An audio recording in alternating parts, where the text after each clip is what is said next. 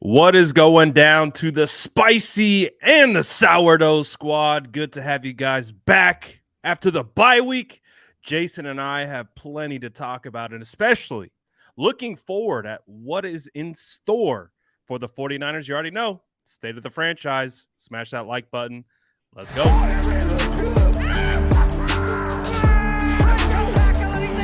Smash that like button if you haven't already. Love to see it.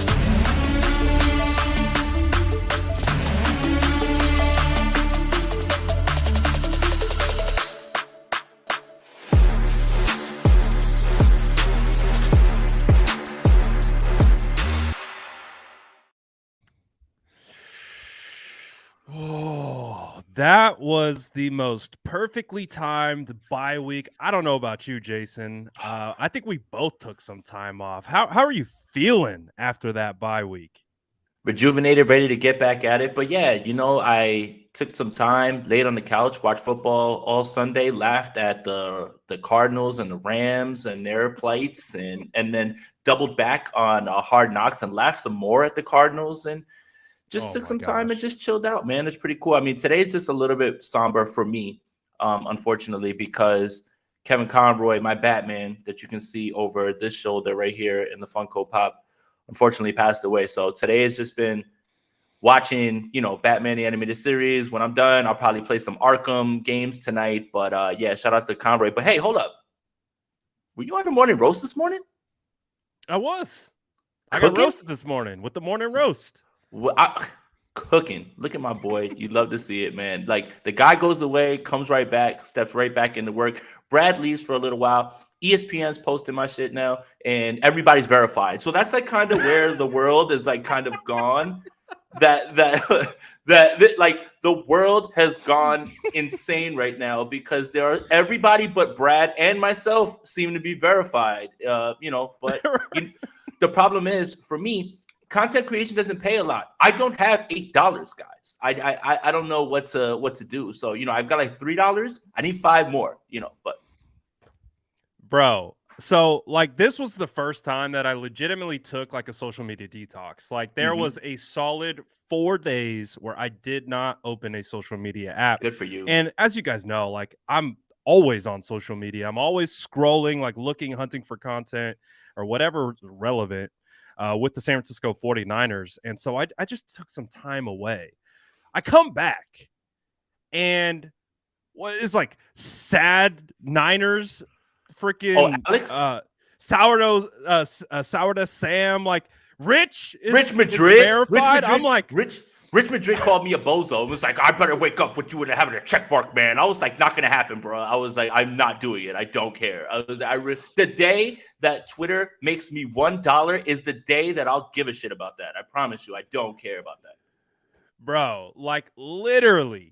Like I take a break, I come back, and I'm like, everyone's verified. What is happening? Like it was really just one of the craziest things I've ever experienced.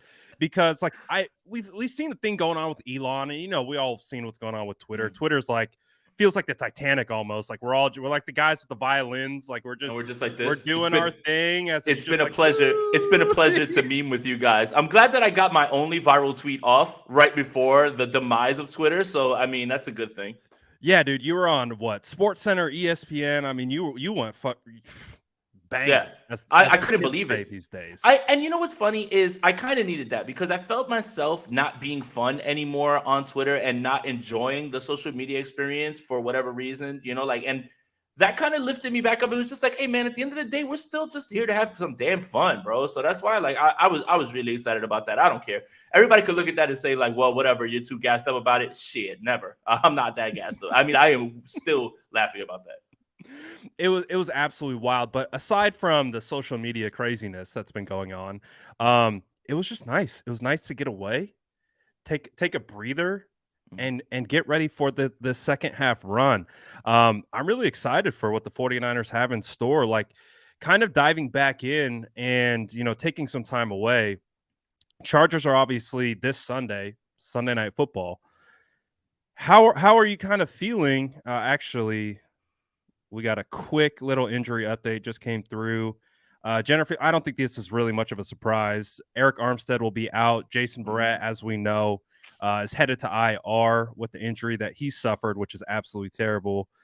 Samson Ebukam is doubtful. And officially coming off IR is Elijah Mitchell, Aziz Al-Shaair, Colton McKivitz, Jordan Willis, Deebo Samuel, Juwan Jennings, Dre Greenlaw, all good to go.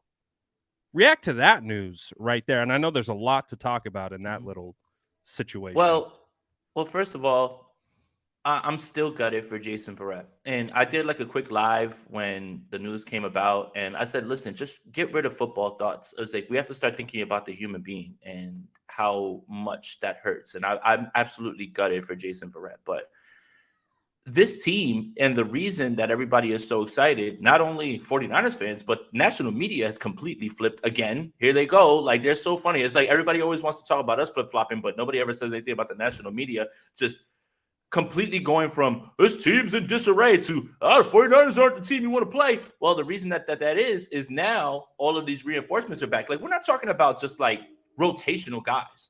Drake Greenlaw, Aziz Al-Shaair are starters. Colton McKivitz is somebody who's good for depth as well.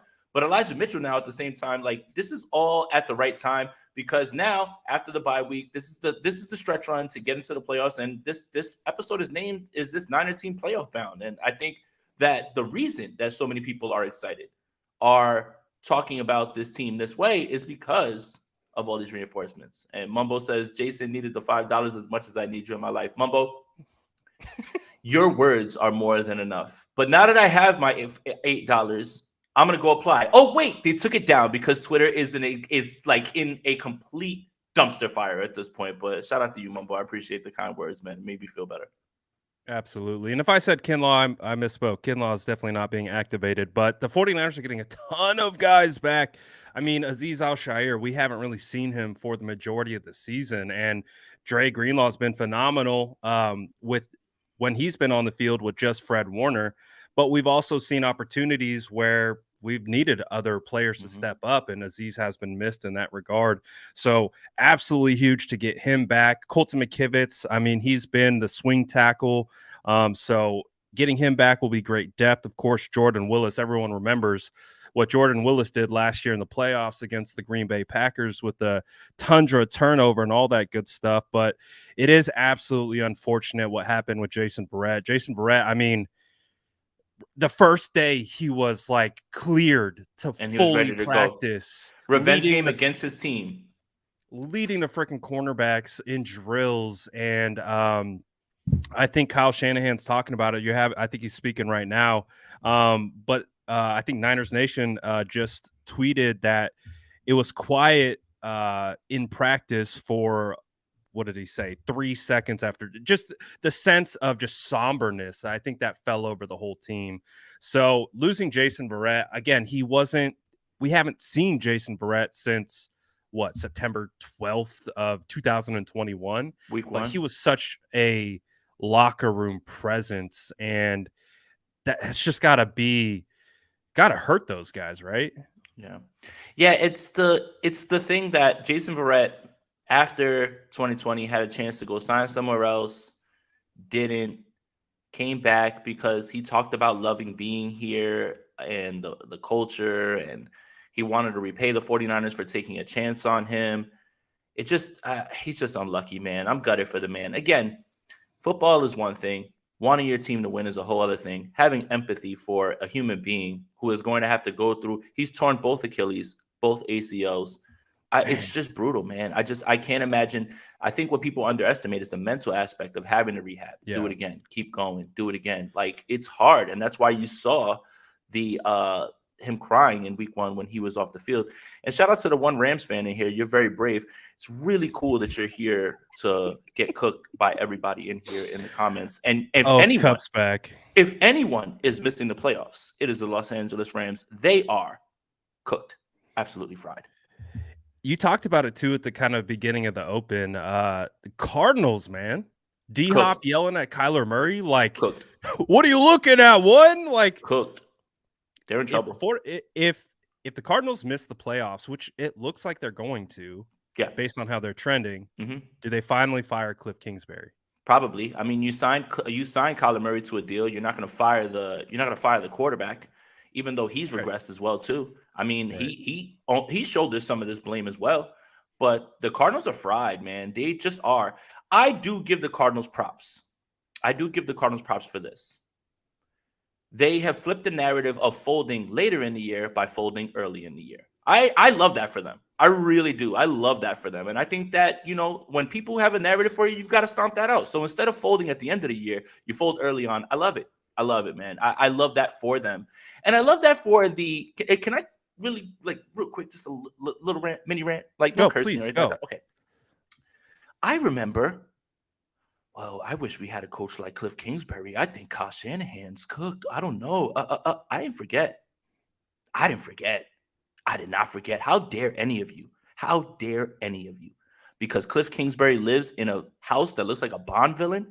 Somehow now he had a few games where they won a few games. Like it was kind of right after that Colt McCoy debacle game last year, where people were like, "Well, look, he won with a backup quarterback. He's better than Kyle Shanahan." Shut your mouth. Shut your mouth. Shut your mouth. Okay. Shut.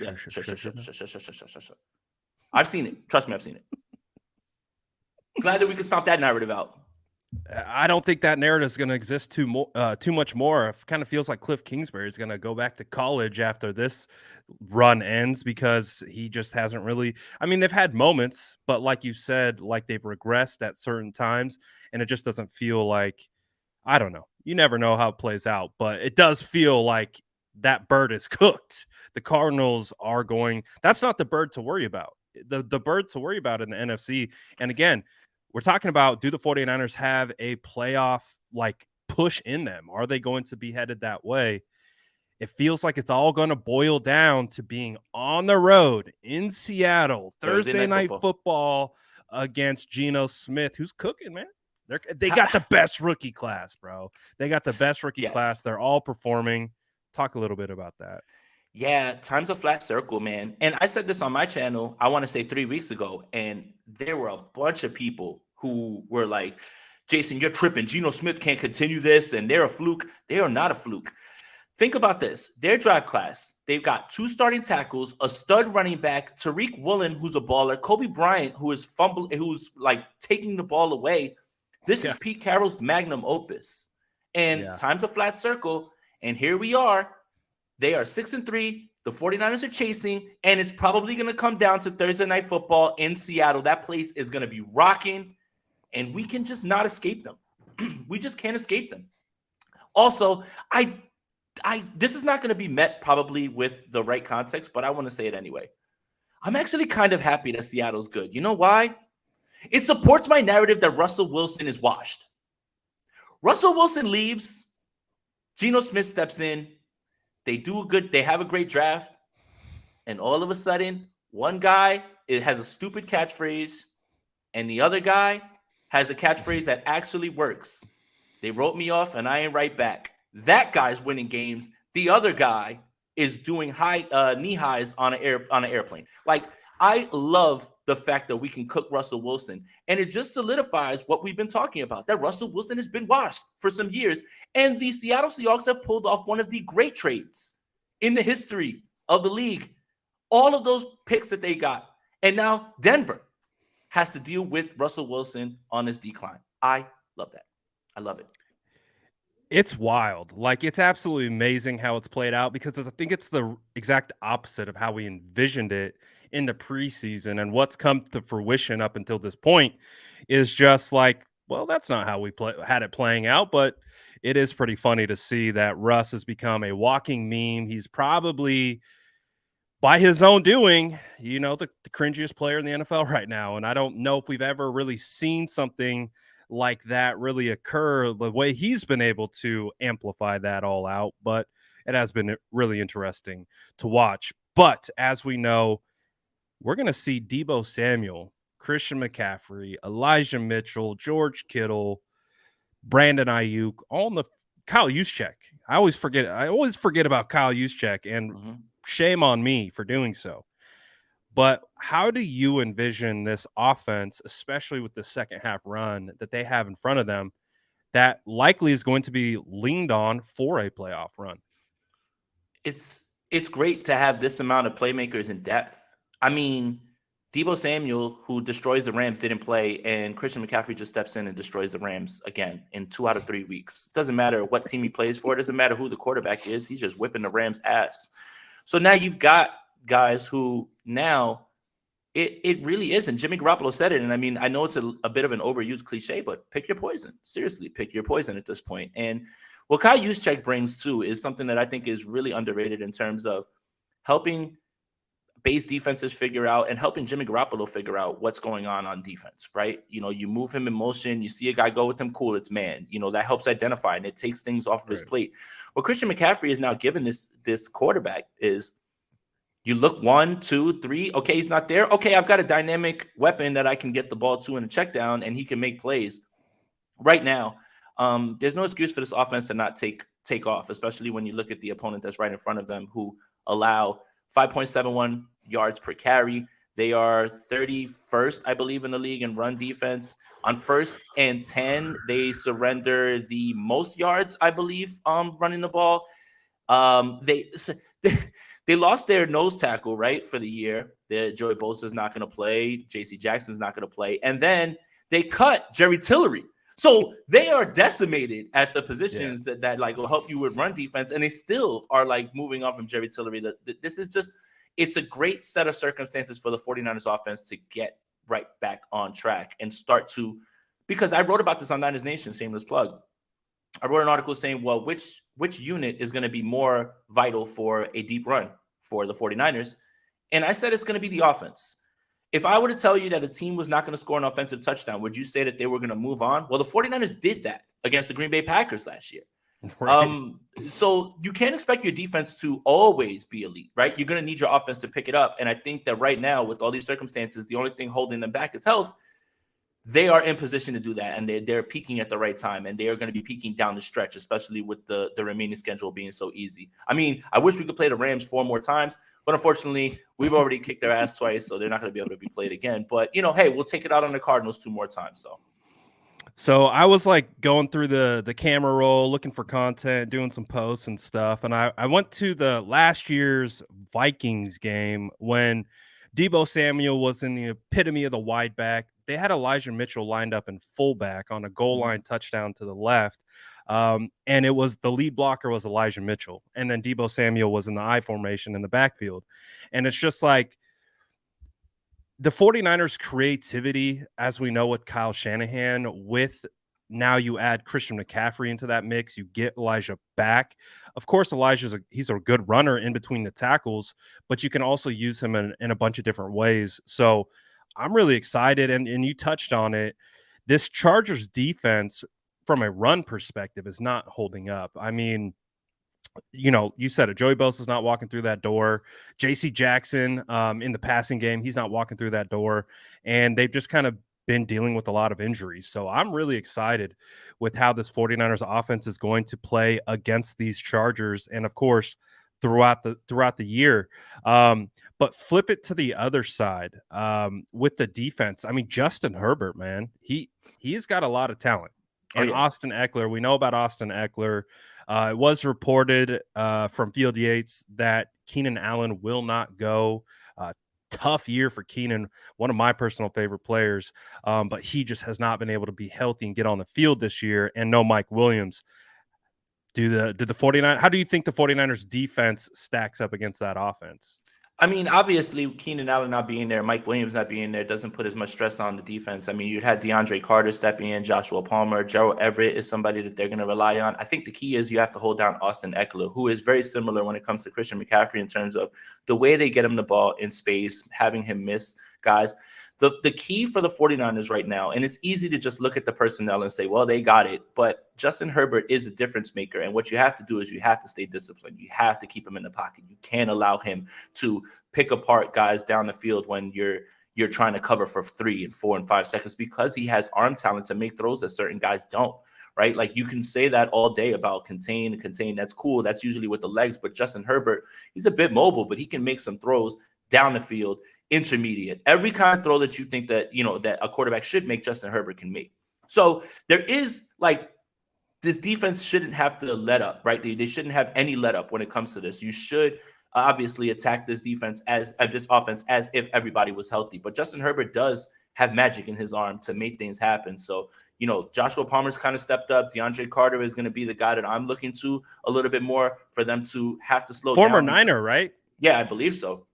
My problem is that I mean, not problem, but I think Palmer's going to be locked up with Mooney Ward. I have full confidence in Mooney to do his thing. It's just what happens on the other side there with DeAndre Carter. Do they roll him in the slot? Do they move him outside? Like, they're going to be moving him around a bit. I think that's the guy that you kind of have to look at as a bit of an X factor. But if you contain Austin Eckler, because you're not going to stop him, man. He's just too talented. He's too good. They get him the ball in so many creative ways. It will really just boil down to what can you do with Justin Herbert? Can you keep him from making those highlight reel throws and keep him in the pocket and get pressure with your four, even though we're going to be missing Samson Ebukam, Eric Armstead, these guys, so it's really when you look at it personnel, it's easy for you to just be like, well, the 49ers should walk away with this, but there's always ways for teams to find ways to figure it out. And one of the biggest ways for the Chargers to figure out is to lean on their stud quarterback, who's very good. I mean, freaking Justin Herbert really has an ability to pick apart these defenses. And who do you think is going to be at the cornerback on the opposite side of Charvarius Ward? Do you think it's going to be another rotation of Ambry Thomas? Do we see Dante Johnson? I think I saw that Dante Johnson, he was at least the scout player team of the week or one of them. Do you think we see any Dante Johnson on the field, or how do you think they play it on the opposite side? Is it going to be a lot like the last game? Probably be Lenore or Womack, depending on who it is that they have more confidence in. And, Dante is always there. He's like the break in case of emergency, break glass in case of emergency guy. I mean, he's been here the longest. He's like one of the longest tenure 49ers in a long time. But, yeah, I think it would probably be Lenore or Womack. If I was going to put a bet, I'd probably put it on Lenore being there. And he's played well in stretches. I don't think that this game presents a challenge for him where he's in any sort of trouble. My concern, and this is what I'm going back to the Jason Verrett thing, my concern would be when you face better receiver cores down the line, right? Like, if this was Keenan Allen and Mike Williams, I'd be much more nervous, right? But I'm just talking about like down the line, like, Rondo Moore and Hopkins, possibly in the playoffs, AJ Brown, Devonta Smith, maybe for the Cowboys, CeeDee Lamb, Gallup, Waddle, Tyreek Hill, maybe Odell Beckham. Yeah, Waddle, Tyreek Hill. Like, so this week doesn't necessarily present as much concern because of the personnel that they're going to be running out. But when you have two dynamic receivers, it was going to be hard to cover those guys, even with the two stud guys that you had, Mosley and Ward, or Verrett and Ward. But now that's where that other portion comes in. The only confidence I have is that DeMeco Ryans is going to be able to scheme around that. I mean, last year, Ambry Thomas thrown into the fire in the middle of a stretch run, played very meaningful snaps in big games, and they were able to make it work. Sometimes they would have to shade cover three. They'd have to shade guys over the top of him. Sometimes, they were able to leave him out there by himself.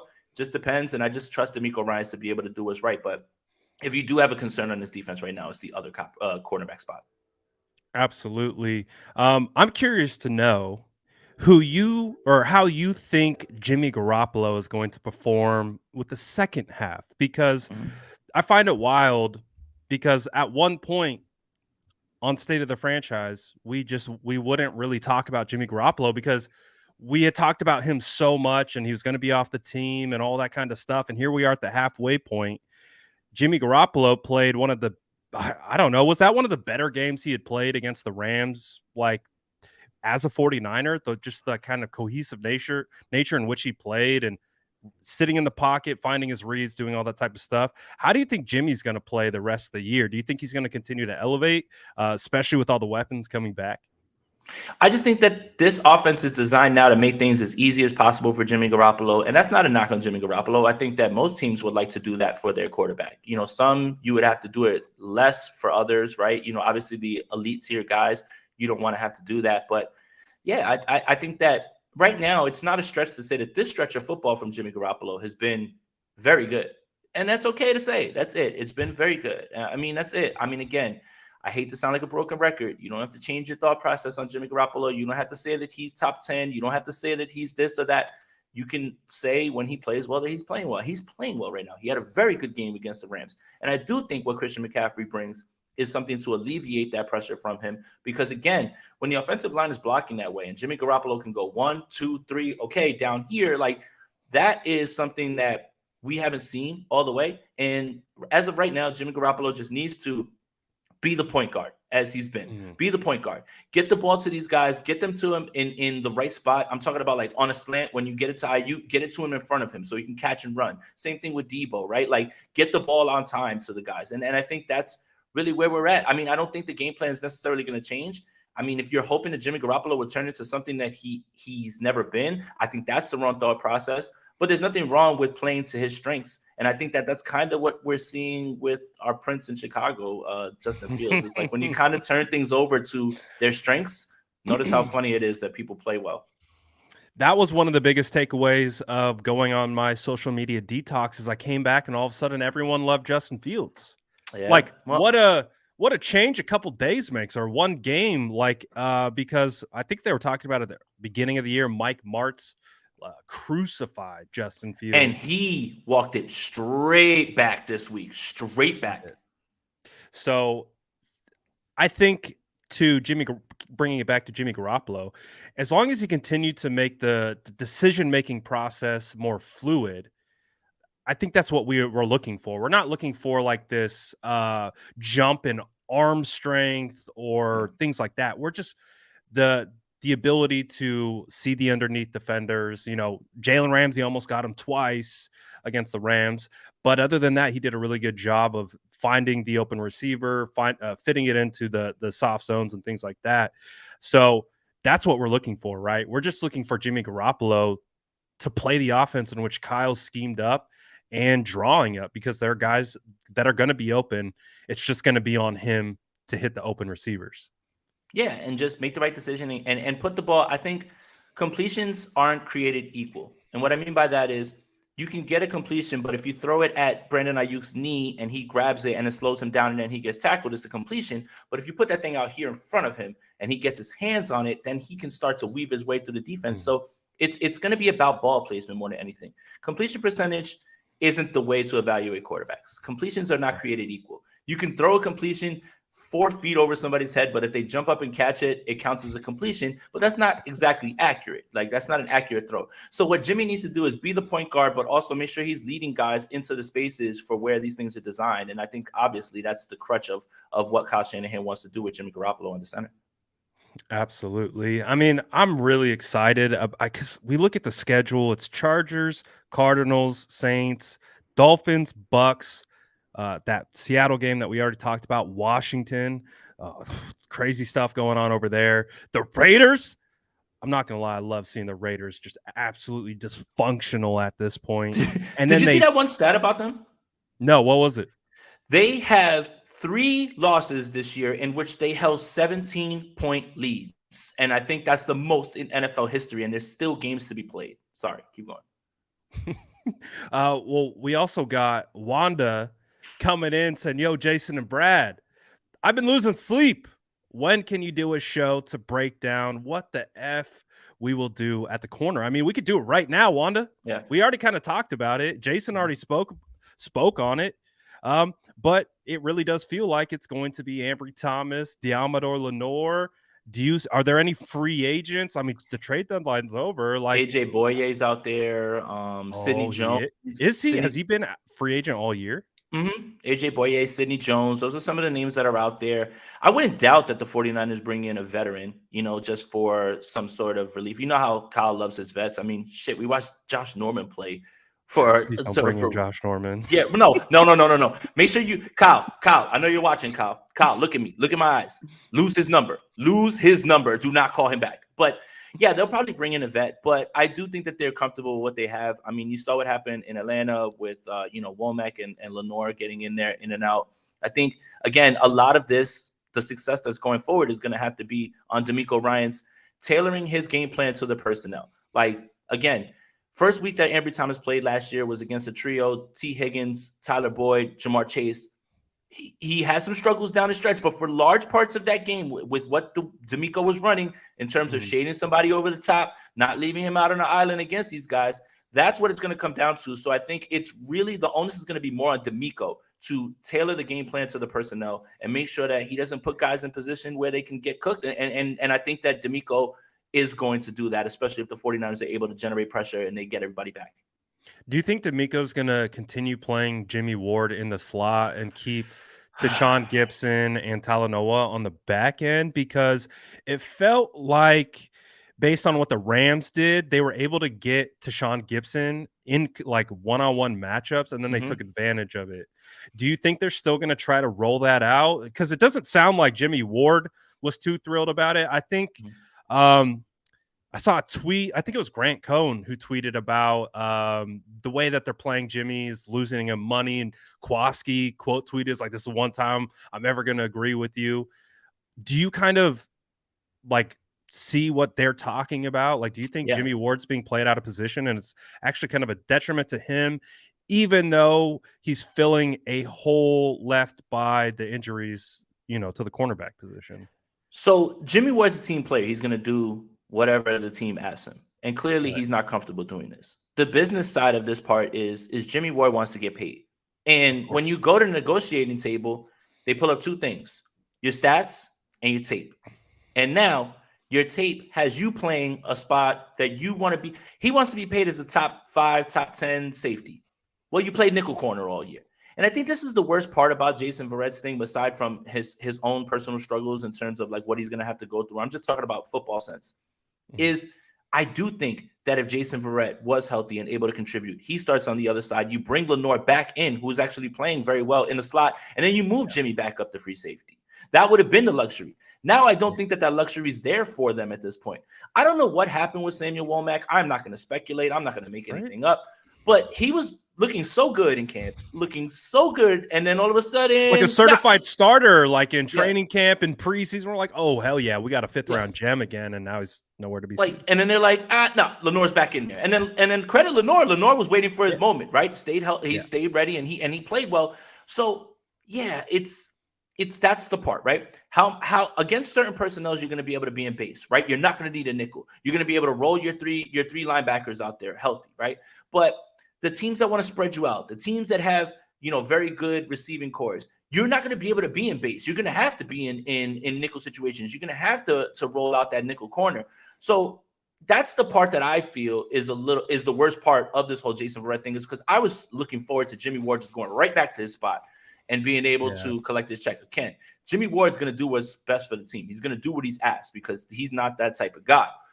But the business side of this makes me feel bad because it might cost him millions of dollars. And that's the problem, I think, more than anything. Yeah, and it obviously is tough for Jimmy Ward because he started the year on injured reserve, so he's already kind of at a disadvantage, and he breaks his hand, and then he's got to deal with that whole situation. And now he's playing out of position. So it's like he's caught in a tough spot. It's like he wants to help his team be successful and fill in the gaps where they're missing, but you also kind of have to look at what's coming next year. And clearly the 49ers didn't extend him this offseason, which I'm sure they had conversations. And I know Jimmy Ward kind of spoke about it on social media a little bit. So we don't know what's in store for Jimmy Ward if he's going to return next year. So it's going to be really interesting to really see how it all plays out. But before Wanda popped in here, and shout out Wanda for the super chat, really do appreciate Thank you so much. it. Kind of circling back to the schedule that remains, if you had to give like a 1 to 10 rating of how difficult you see the remaining schedule, because I think both of us would agree when we looked at this schedule preseason or when it came out, it looked pretty damn daunting. Like when you saw the Bucks and you saw, maybe the Chargers, pre-injury, even the Saints. How do you look at it now? And like, what would you rate it from a scale of 1 to 10 of difficulty moving towards a potential playoff run? That's what's so funny about the schedule release, because the NFL has turned it into an event, and I love that. The NFL is nonstop. They're always finding ways to keep us engaged. But when you looked at these games, and I think you hit the nail on the head, you're like Chargers, loss. The Mhm. Saints are going to be tough. The Bucks. Now when you look at it, that's why you got to go week to week. Injuries happen. Teams don't come out the way that you think they will, right? Like they start to get figured out a little bit. I think the schedule going forward is probably like at a 3 at this point in terms of difficulty. This is the NFL. There's going to be hiccup games. There's going to be games where either things happen during the game where you have a huge disadvantage. Somebody goes down and they start to pick on that. That's something that you didn't see happening before the game, right? So there's no, like, you're not going to sit here and say, well, the 49ers is about to run the table. I mean, we should say that, right? Like, because it'll get the people going. But yeah, it's like a 3 out of 10 at this point. There's going to be a hiccup game here and there. If you can beat the Cardinals twice, you're sitting pretty. That Thursday night football game looks like the hardest game left on the schedule at this point. The Buccaneers, their fatal flaw is 2 things. They can't run the ball, and their offensive line has big problems outside of Tristan Wirfs right now protecting. And yes, they have those weapons, all those things, right? And it's Tom Brady. You can't really count them out. I'm just talking stylistically and the way the personnel is. So yeah, it's pretty funny that like people, when you do the schedule, you're like win, loss, win, loss. Well, you would have said Bears win, this win. Well, loss, right? Like you start, right. you start. Yeah, all the games we predicted with the 49ers were going to just walk out of there with a W. They did not do that. Right. And then the other thing is people are like, in week 10, well, do you think the 49ers can win a Super Bowl? I say we don't have to worry about that until week 18 because we don't know what other teams are going to look like. We don't know how other teams are going to be in terms of where they are with personnel going into in their roster, going into the playoffs, how they've been playing. Are they hot? Right now, the Philadelphia Eagles, you could probably, Eagles fans are beating their chest. We're going to Super Bowl. Yeah, we'll see in week 18. Hopefully you don't have any devastating injuries or anything like that. Yes. Hopefully that, so again, I don't feel it's necessary to sit around and be like, well, the 49ers are going to be playing in Glendale in February. I'll figure that out before the playoffs start. That's why we have 18 weeks of football so we can gather information and then make our decision going into the playoffs. It really does feel like when you look at the schedule, the 2 toughest matchups, you already talked about that Thursday night football game against the Seattle Seahawks, but also that week 13 home game against the Mike McDaniel-led that's a Dolphins. Tough one. That's a tough one. And they got firepower. They got Jeff Wilson now. Jeff Wilson already making an impact over there. Yep. We already know what the wide receivers look like, but their defense looks good. Like they look like they're forming into shape after that like crazy concussion debacle thing that they went through and then that skid. But it does feel like they're going to be one of these second half teams that we're going to be talking about as one of the better teams in the NFL, especially with how they're coached. I saw a thing that Raheem Mostert said, and like a mic'd up. He's like, the morale on this team is different.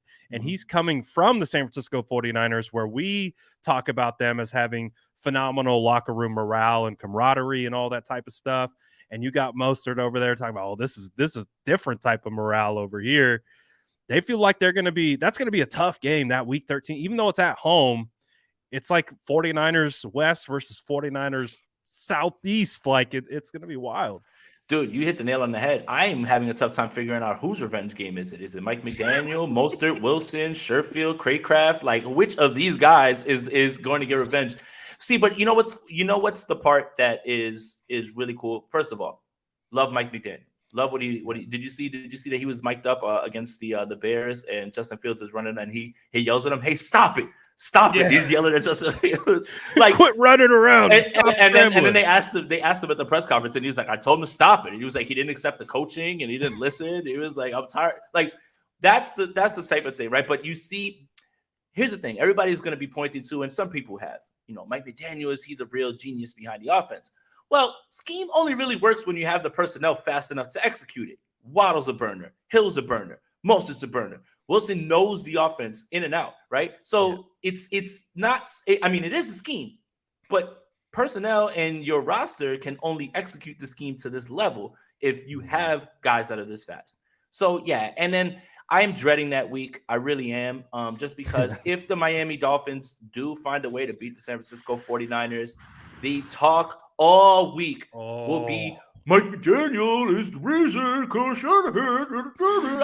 All those new verified accounts are going to be talking about how it was all Mike McDaniel. And mind you, all of those people that say things like that won't even be able to tell you what Mike McDaniel actually was in charge of or what he did. There's people that know. but the loudest on those won't be able to tell you anything in terms of the actual things that he put in the place and how he ran his stuff. They're just gonna say, "Well, like I can hear it now." So that's the game I am like for sure dreading, just because the discourse around it is just going to be annoying as hell. Absolutely. Jesse, right on time with the check mark comment, says, "Hey guys, big fan." Well, I was. Hope you get blue check mark soon, so I'm not embarrassed to follow you. Well, I I'm wouldn't follow sorry. me. I think you're gonna have to be embarrassed for a lot longer Yeah. because Honestly, I don't Jesse, I know. wouldn't follow me. I wouldn't follow me, man. I mean, like honestly, if like people like how like people ask questions like, "Would you date yourself?" No. Would you follow yourself? No. No, No and no, no. no, No and nope. no. Probably not Absolutely not. I'm not following myself at all. at all. Surprised you guys do, but we thank you Thank you. for the follow. I don't know. Like I have no. Like I really, if we're going to talk about the blue check mark thing, I really don't like care if you get it one way or the other. I don't know if I can bring myself to do it. Like, Well, all right, Brad. All right. Here's the thing: the check mark is the least valuable thing that you get with Twitter Blue, even though you can't do it anymore. And this is why. You and I are content creators. When you put out videos, you have a time limit. Well, when you sign up for Twitter Blue, there is no time limit on videos. You want to post it. oh, I didn't know Somebody that. posted. Somebody posted an entire SpongeBob episode because they were like, "Yo, I got Twitter Blue, so here's this episode or whatever." 30 minutes. That's very useful, right? Of The course, editing tweets, that's useful. The which I check mark, need right? desperately bad.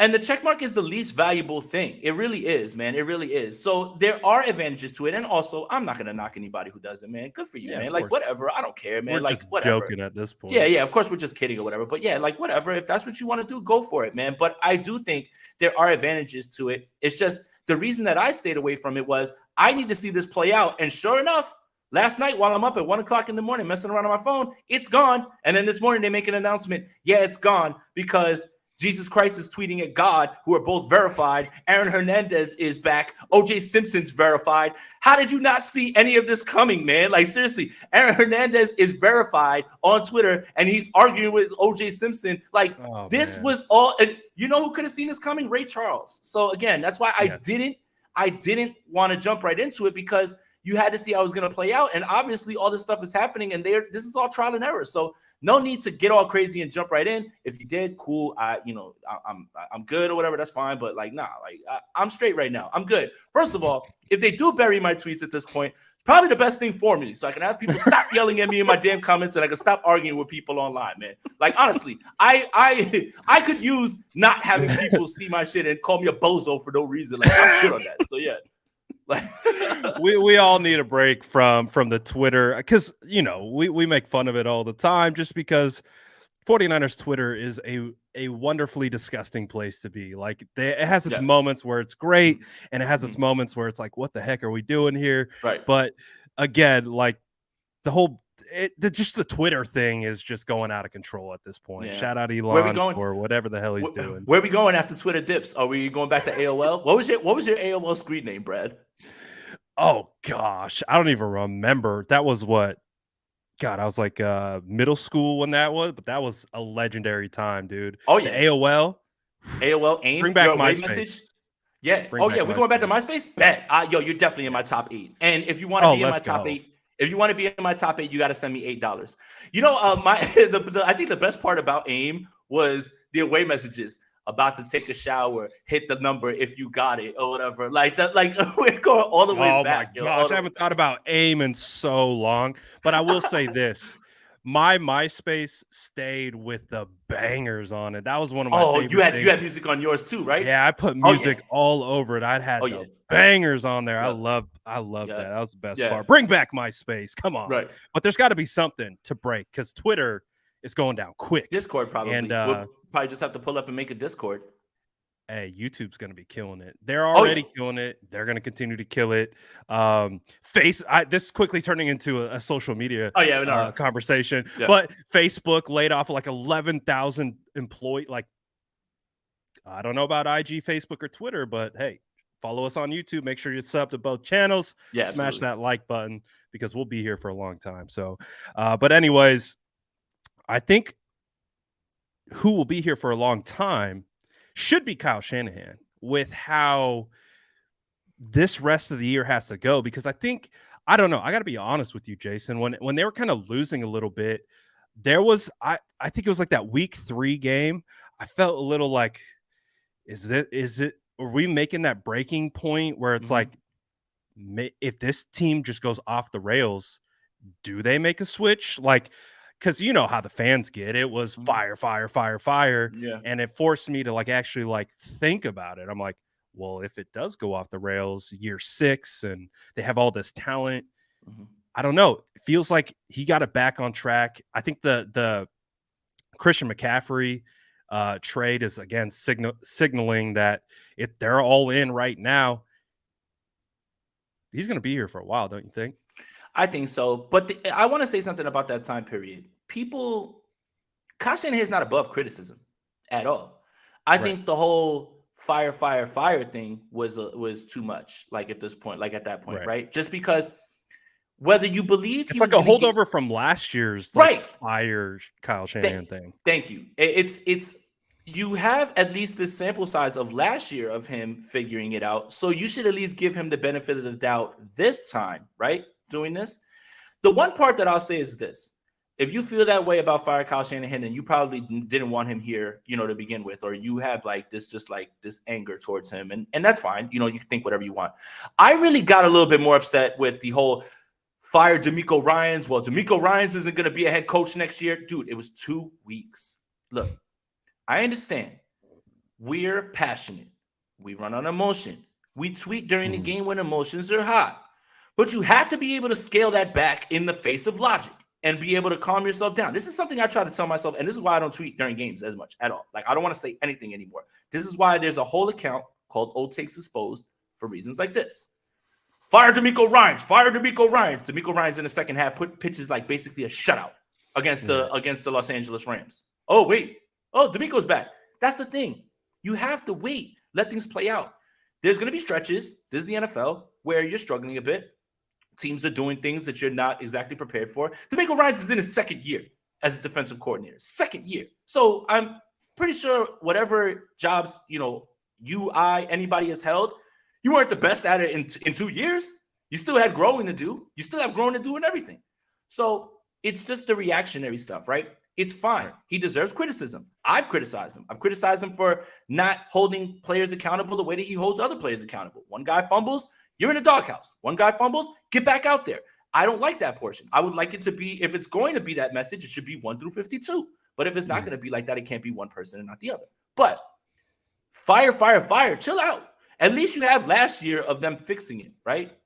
Like that's the thing, is that doesn't mean that they would have fixed it like it appears right now, but you at least have to give the benefit of the doubt because they fixed it last year. So that's the thing. It's more about just trying to calm down, collect your thoughts, think a little bit more, because I have to tell myself this all the time, bro. Like, trust me. But yeah, it's the overreactionary things to it, because then in a week when the 49ers go out there and whip the Rams' ass, you're like, oh, we're back, baby. We're back on track. And it's like, damn, all that shit you cooking everyone. Yeah, like all that shit last week that you talked about, like about Kyle and DeMeco being gone. Oh, DeMeco's back and so is Kyle. Kyle's in his bag. I'm like, all right, well, that was fast. Like, so again, winning cures all. I understand. We're all frustrated. We're all passionate. We don't want to lose games. I get it. But still, like, that had to be slowed down. Just had to be slowed down. Absolutely. And we know the NFL is, what have you done for me lately? It's recency bias stacked on recency bias. So, and it's an emotional game. We are invested in it, and we live and die with every play, every series, every game. So it's bound to be expected. But also, too, while I was away, I don't know if this is a rumor. I think it has some legs to it, but I think it was Jay Glazer put out a report, or I think he was on 95.7 and said that the 49ers could be interested in OBJ. And it wouldn't be a 49ers live show if we aren't talking about the rumors that are associated with the 49ers. So I just wanted to get your thoughts on the whole OBJ situation. Would you want him? No. Well, what do you think about OBJ potentially coming to the 49ers? Well, first of all, if Jay Glazer said it, he don't miss. And he talked about the 49ers being one of the teams in a bidding war. Now, there's a few schools of thought, and I'll run through all of them real quick. Being in a bidding war doesn't mean that you land the guy. Being in a bidding war possibly drives up the price for somebody that you will be facing, right? Now, there's a school of thought of playing defense because I don't want Odell Beckham to end up on the Dallas Cowboys. And now you've got to deal with all three of those guys and Dak Prescott returning, okay? And that defense is legit. So when people are like, well, do the 49ers need him? I think Steph said this on Bully Ball on Niners Nation. She crushed this. Well, do the Bills need him? Do the Cowboys need him? Do the Eagles need him? They're all interested. You know, like the only team that's interested that's not a contender are the Green Bay Packers. But like, and then there's the other school of thought, right?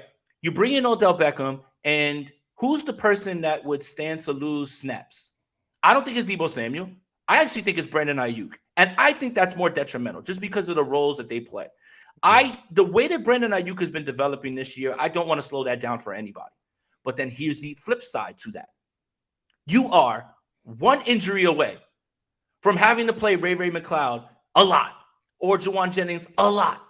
Now, would Odell Beckham come here just to be like a breaking and an emergency guy? No, but there's nothing wrong with stacking as many playmakers as you can, provided you can make it work and he doesn't come in. And also, the whole locker room thing is completely overblown. I'm tired of that. Like, I don't want to hear that anymore. Like, I live right here by MetLife Stadium. The Giants locker room has nothing but good things to say about him. Same thing with the Cleveland Browns. I don't want to hear that shit, okay?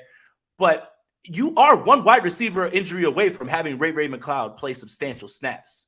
Now, Danny Gray as well, who can't get on the field. Right, like, so we talk about this team being injured. We talk about it all the time. And I don't think that there's anything wrong to kicking the tires and seeing what he wants. Does he want to take a one-year deal that's prorated so you can get back out on the market? Does he want a multi-year deal, which is where I would think the 49ers cut the line off and they just say, no, we can't do that. Yeah. But this team is one freak injury. Let me knock on wood. One wide receiver injury away from having Ray McCloud and Danny Gray have to play meaningful snaps. And I know you guys want to see Danny Gray get on the field. I know you guys like Juwan Jennings, but come close so I can tell you guys, Odell Beckham's better than both of them. And I don't think that's really much of a discussion. Well, and we were talking about at the beginning of the year, right? When Julio Jones was available, it's kind of that same kind of logic. We don't know if he would be that X wide receiver that we have expected in years past, but he can be a part of this. And so that's kind of where I sit too. Like, I don't have a hard line in the sand. I'm kind of like, if it doesn't happen, I'm fine with it. If it does happen, I'm fine with it because I can see logic for both sides. And I do find it interesting that both John Lynch and Kyle Shanahan have openly spoken about it, which kind of goes back to your original point of driving the price up for someone else. That's kind of what it feels like, because let's face it, this team really, I think when we look at Kyle Shanahan and John Lynch, they try to keep things close to the best that they're working on. But if they do say something, they either mean it or it can be a little bit of puffing something up. So I do think there's a little bit of gamesmanship involved. But if they were to add OBJ, I wouldn't be mad at it. You talked about it. Now you have 3 legitimate wide receiver weapons with all the other weapons that you bring to the table. And you're keeping him away from Dallas. And if it's for just the 8 games that are left in the season or whatever it is, like your team is probably going to be better from that. But how much is he going to play? Is it going to be a willing blocker? So I don't have a hard line to pick either way. If they added him, I think it would be fine. If they didn't add him, I think it would be fine. So that's that's not a very, definitive stout opinion, right? But it's honestly how I feel. I really don't feel. You got this wrong. You got to get on one side of it, okay? Damn it! You have to bang the table and say, bring in Odell Beckham or we riot, or you have to say, keep him away. You can't have any sort of gray area. I can't play both sides of the fence. No, you can't. Man. You can't be black and white. There's no nuance allowed. There's no context allowed. There's no sort of other discussion. It has to be, I want Odell Beckham, damn everything else, or I don't want him. You know what? Bring in Odell Beckham would be fun. And it would be right in line with what this team... content. Right. Oh, my God. That's exactly where I was going with it. It would be in line with what this team does best for us, which is give us nonstop content all year round. And it would just be another addition to that. We'd have to do a breaking news episode. We'd have to talk about it for weeks and weeks. So film breakdowns, all the good stuff. In that lane, I'm kind of with it. Jim Everett, I have a question. Can Odell Beckham play offensive line? Hi-oh, he can't. Rams are cooked. Sorry. Yeah, Rams. They Rams are are cooked. cooked. Rams are cooked. Anytime we get a chance to say the Rams are cooked. Rams are cooked. There you go. Let's see. Chili dropped a super chat, says, I feel for JV. Last time he played, Sugar Ray had a top 10. That can't be true. Sugar Ray did not have a top 10 song in 2020. That is hilarious and mean. He also said, drop the Discord. My guy's running the Discord, so I'll drop the Discord for him. Hey, there you go. There you go. So, anyways, I think we have one more kind of rumor speculation to kind of check off our list. What is that? You know what's funny? I love when you came back. All right, what I missed. And I was like, Odell Beckham, Justin Fields, and Trey Lance now. Everybody's talking about this. And he's like, Jesus, man. Even you're like, oh my God, how? Bro, I was like, what the hell happened? It's like 4 or 5 days. Like, what the hell happened? This guy's off in the woods with no signal. He comes back and it's just a bye week full of like crazy things happening. Yeah, I mean, one tweet sets off this whole Justin Fields, Trey Lance debate, puts it in such a big discussion that we have to like do shows and talk about it and then like all that other stuff. So yeah, I don't know. What was the tweet? I don't even know if I saw that tweet. Somebody said something about the 49ers not drafting the right quarterback. And I think that's I look, my 2 cents on it is real quick. And obviously, Brad and I, big Justin Fields guys, proud of him right now. Definitely. Because he's playing. And there's no victory lap to be taken right now. You know why? Because you still need 3-4 years to evaluate. I'm not going to jump off the bridge and say anything like that. The victory lap that needs to be taken here, Brad, ready? Is that reps help quarterbacks. Wow. Can you believe that? That's the only victory lap that should be taken now, is that you went through the bumps and bruises.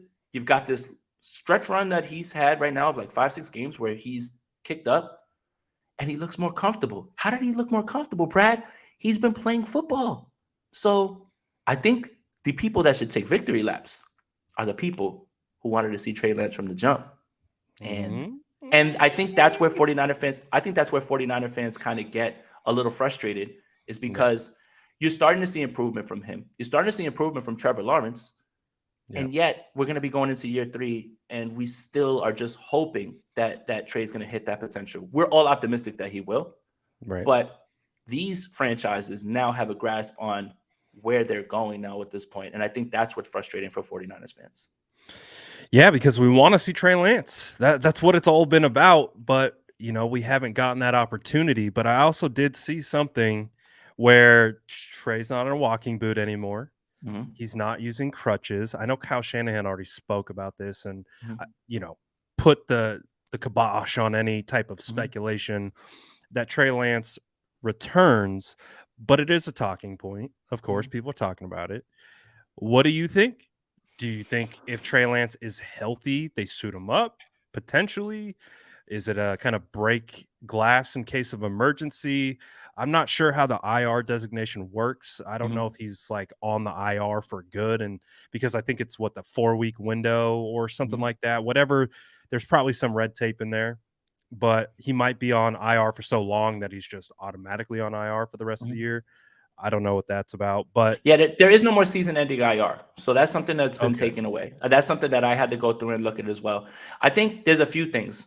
First, Trey's getting all the mental reps because he's in every single meeting, and you have to love that, right? Like that's all he can do at this point, right? So that's good. You can do the most that you can with that. But I think the 49ers, unfortunately, because of the amount of people on IR, are getting pressed up against the limit of how many people you can either take off or put on or something like that as well too. Look, bottom line, I don't know the red tape, but here's as plain as I can put it.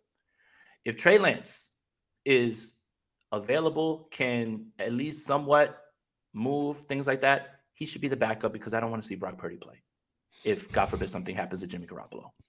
Okay? So, look, if the 49ers are in, they're playing well and they're moving the ball with Jimmy Garoppolo and everything's fine, I don't think they make the switch. But, man, I'd feel a hell of a lot better if he was the backup as opposed to Brock Purdy being there. I'll tell you that. I mean, I guess that's a good point. I kind of feel like it's Jimmy's show, regardless of what happens, if Trey does come back or whatever. It feels like it's just one of those situations that this is Jimmy's year. He's got to finish it out, and what he's been able to build up until this point. I don't think it becomes like that Alex Smith Kaepernick situation unless an injury occurs. But then again, I don't know what the red tape is behind that. So it is an interesting conversation because in my head, I'm like, well, we'll see Trey next year for OTAs. Like, Yeah. and that's just kind of how it's been. Mm-hmm. But it's been discussed and kicked around like, well, maybe he comes back towards the end of the year. I don't know. That's definitely above my pay grade. So I'm not going to really fret about if he does come back or he doesn't. But Kyle said he's not coming back. I got to take Kyle for his word. He's not coming back. Anything else that happens from this point, it is what it is. Kyle usually Kyle kind of usually reserves the right to be like, well, I never said that, man. You know, like I don't know why. Well, that's not what I meant. You took it out of context. I don't know. I don't know why he sounds like Rich. I have my Kyle impression down, and I don't know why I didn't go to it. But yeah, you know, I wouldn't necessarily just be like, well, Kyle said that day. Well, let's see what happens later on when he's presented with new information and circumstances change. So yeah. Let's see. Coach dropped a super chat on us. He said, we went through this. Trey needs to be back by week 12 to open up his 21-day practice window in order to get him back on the active 53. That's the threshold. Thank you. Yeah, that's what I'm saying. Like I'm not counting on it or anything like that, and I'm not, thinking that far down the line or anything like that. Like the only thing that we can really analyze at this point is that Jimmy Garoppolo is the guy going forward, and the only real statement is I don't want to see Brock Purdy play football. So I saw Brock Purdy play football live in person. We saw him at camp as well too, man. Like he throws those balloon balls, like he throws it, and the receivers did like this, waiting. Got it. Okay, like it's like it just floats in the air and it just gets there. Like I'm good. I'm good. Bro. I'm not gonna lie. He looked hyped up. Like he looked like he was beyond himself. Like he threw a tug. He threw a tug, right? Yeah. Mm-hmm. But it was just funny to see. But I understand. Probably Trey Lance at this point would be a better backup than Brock Purdy if he was available. If it's possible.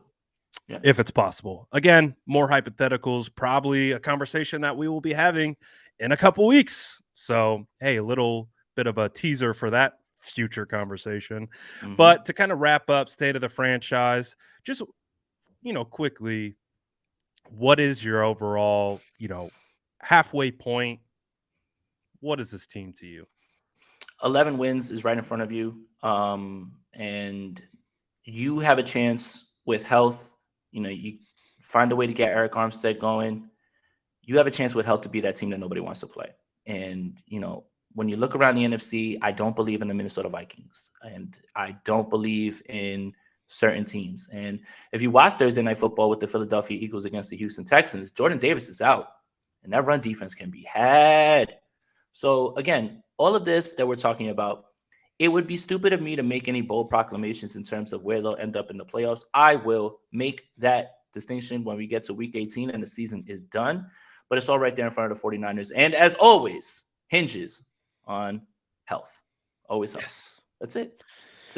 I agree. I think the 49ers have all the makings of a playoff team, but it's up to them ultimately. Of course, you already talked about the health. Go ahead. What Jason, you don't believe in Kirk? Yo, speaking of cringe, I know we crack on Russell Wilson, but my God, that was hilarious with him with the chains on and everything. Like, hey man, I know we make fun of Kirk for wearing socks with thong sandals and and just overall being a dork, but that was funny, man. Come on, I thought that was pretty funny. Come on, man. That was good. Come on, man. That was it's all right. That's all right. Shades of Ryan Fitzpatrick a little bit. But definitely. 49ers Throwbacks says happy Friday and have a good Wednesday. Next Wednesday, we back with State of the Franchise. Yes, we are. Wednesday's always the toughest show, man. Talk about this game and then talk about this game. Like we're double dip every time. We have to double dip every time. But that's why this Friday one is good. Like it's just we're talking about the Chargers and then we're talking about all the other crazy things in we talked about Justin Fields today. We talked about a whole bunch of good stuff. Good for Justin Fields, man. Good for you, buddy. I'm happy for you, man. Great. It's not like I'm mad. Also, too, shout out to everyone who told me Chris Olave was going to be a bust as well. Like, what? Ooh. What? I'm tired of this Ohio. Like, I'm not even an Ohio State fan, but the bias that just like all Ohio State produces is bust. It's blasphemy at this point. If you say that to me, you're football acumen or whatever is immediately discredited. I don't think you Olave, know anything about football. Olave, wide receiver 1. You know what narrative kind of ran away?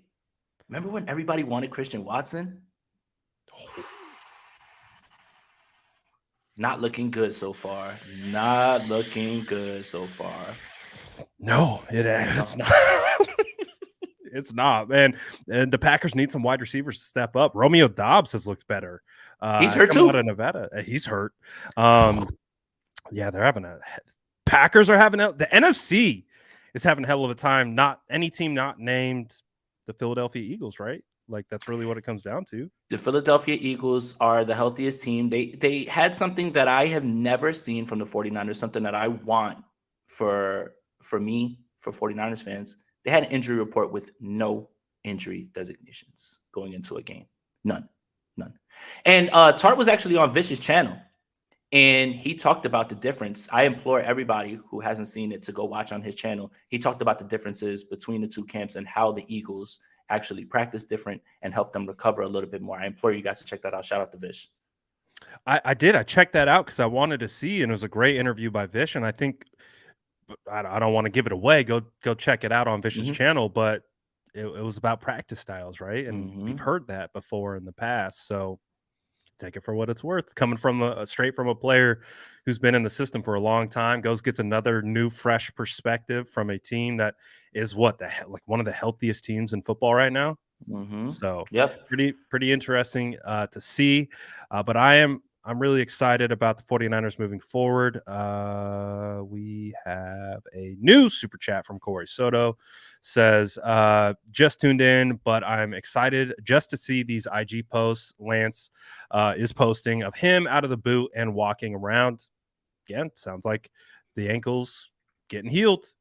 Yeah, and how else can you prove to people that things are going up and up if you don't post it on social media? I mean, if you don't post your workout on IG, did you really work out? If you don't post it, if you don't post you working on the jugs machines, did you really do it? So yeah, I mean, but it is encouraging to see because his health and the way that he's going to develop, while it doesn't have bearing on this season, is paramount for next year when he comes back and he is the quarterback one. So again, the only thing I'm not looking forward to is this offseason having to deal with the same questions that we had from this past offseason because of the injury. And it's just like, again, we don't really have a sample size to really draw from. We've got a small sample size, but nothing definitive, nothing with a large sheet of information. So that's the part I'm not looking forward to. Looking forward to seeing the kid back out there, not looking forward to the discourse that is going to be thrown around and the insults that are going to be thrown around. What's wild is because we're already doing it is we're going to be using Justin Fields' case study to prove that's the worst part. Trey Lance should be able to play for that's the 49ers. See, look at Justin Fields. That's the victory lap that should be taken. That's the victory lap that should be taken. Processing, right? Like he's not an ultra solid processor, but he's got the intangible tools, like the all that, right? So give him time, see what happens. That's the victory lap that should be taken. It's not that, Justin Fields is better than Trey Lance, because we still don't know that, right? Because everybody would have said hands down Mac Jones he's been terrible this year, right? Davis Mills had a really good year that last year. He's been all right. Zach Wilson's up and down. Trevor Lawrence is actually showing a little bit more right now, but he's nowhere near this all-world guy that everybody thought he was going to be. He's not meeting the expectations. Right. He's not a can't-miss prospect right now. Right. The only victory lap that should be taken is that Justin Fields is improving with reps. That's it. And again, not out on Trey Lance at all. Not out. It's just, again, we're going to have the same conversations next year. And I think that's the frustrating part for 49er fans. And I feel you. I feel your frustration. Yeah, absolutely. And so there's still hope, but we don't got to talk about offseason. None of that yet. We'll have a lot of time to discuss those topics. But again, moving forward, the San Francisco 49ers have a schedule in front of them that looks like they can manage it. Again, I think both of us agree health is going to be a big concern, and just how they perform and execute at the end of the day. And if they can do that, there should be opportunities for this team to make a playoff run. Would you say? But we're not gonna put any bad juju out there. Nope. You know, I'm not superstitious, but I'm a little stitious. So not going to give up too much. But you got any things cooking up, Jason, that you're working on behind the scenes that the good people that join in? We're doing it today on Friday. Normally do it Wednesdays, but the good state of the franchise peeps should be on the lookout for. Yeah, the 22nd, I will be on the 49ers app for the supporters club doing the chat, something that's really cool. Just had the meeting. To the moon, baby. Locked it in. Might have a guest. Might be able to divulge that information later tonight on Spin Right Option Podcast on the channel. So make sure you tune in. Yeah, maybe we'll tease that as well too. But yeah. And Roman, yes, I did see that Kevin Conroy passed away. I am not happy. I'm sad. I've been watching Batman the Animated Series all day today. I'll watch Mask of Phantasm before I go to bed. Probably get some Arkham in too. Arkham Knight, Arkham City, Arkham Asylum, because that's my Batman. But yeah, I mean, that's going to be fun on the 22nd. Can't wait for that. Really honored that the 49ers would reach out. But, you know, I'm following in the footsteps of the great Brad Graham, who was the first one to do it.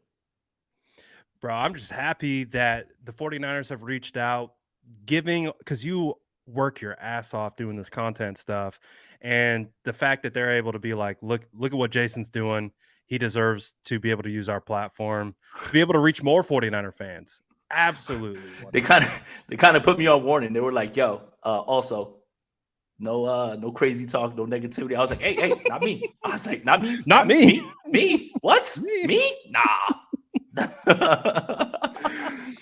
I'm glad you caught that one, Coach. Had to pull out the Office quote, but excited for this weekend's game. Jason and I will be back next Wednesday. Yes, sir. To do State of the Franchise per usual. Make sure that you are, again, we're doing our dual stream. Names are right here. Make sure you sub to both channels, like this video on your way out. We appreciate all the spicy and sourdough squads joining us. Always grab your cookie on your way out. If you stayed for the entire thing, you're a true legend. We appreciate you. Any closing words, Mr. Aponte? No, thank you guys, man. I'm glad to have you back, Brad. And yeah, you know, I don't know. Everybody's got check marks but us.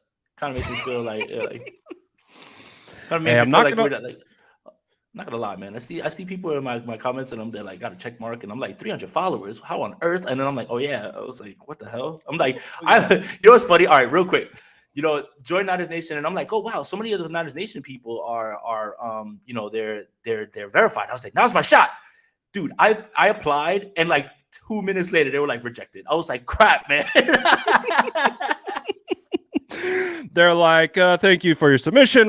You're like, they were like, yeah, get out. No, you know, so yeah, out of here. But hey, man, I kind of agree. I feel like it's a cool thing to not be verified now. So the tides have turned. So we'll see how it is, man. Appreciate everyone as always. You already know the vibes. Like, subscribe, noti bells, do the whole thing. YouTube's not going anywhere.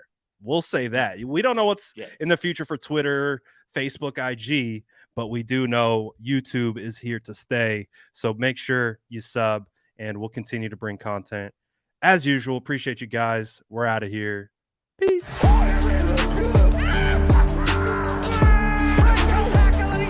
Smash that like button if you haven't already. Love to see it.